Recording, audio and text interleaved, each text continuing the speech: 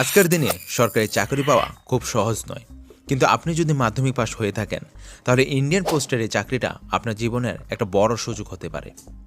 আজ আমি কথা বলবো ইন্ডিয়ান পোস্ট জিডিএস রিক্রুটমেন্ট নিয়ে।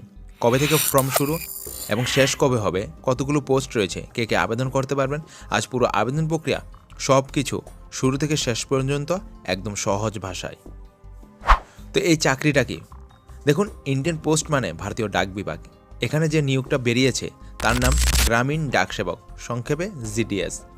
এই চাকরিটা মূলত গ্রামে বা লোকাল পোস্ট অফিসে ডাক বিলি, পোস্ট অফিসের সাধারণ কাজ, এইসব দায়িত্ব থাকে। সবচেয়ে ভালো বিষয় হলো এই নিয়োগটা সারা ভারত জুড়ে, মানে ত্রিপুরা থেকেও আপনি আবেদন করতে পারবেন। তো দেখুন এখানে মোট কতগুলো সৈন্যপদ।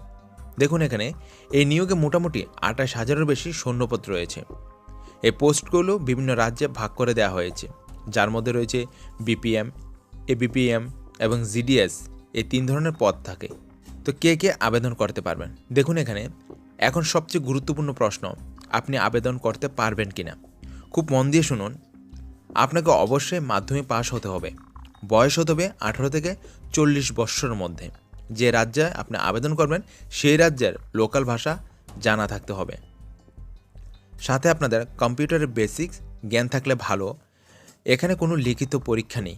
হ্যাঁ, একদম ঠিক শুনেছেন, কোনো পরীক্ষা হবে না। তো দেখুন এখানে সিলেকশন কীভাবে হবে। এই চাকরিতে সিলেকশন হবে মাধ্যমিকের নম্বরের ভিত্তিতে। যার মাধ্যমিকের পার্সেন্টেজ বেশি সে তত উপরে থাকবে, মানে মেরিট লিস্টে। তো কোনো ইন্টারভিউ নেই, কোনো লিখিত পরীক্ষা নেই, পুরোটাই নম্বরের উপর। তো এবার আসছি বেতন কত।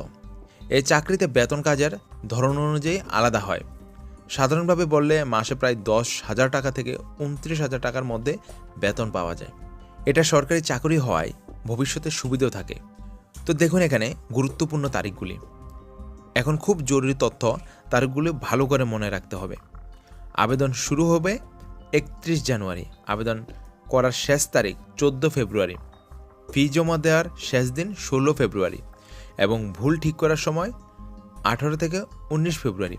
অর্থাৎ আপনি যে ফর্মটা ফিল আপ করবেন, যদি কোনো ভুল হয় সেটা সংশোধন করার ডেট থাকবে 18 এবং 19 ফেব্রুয়ারি।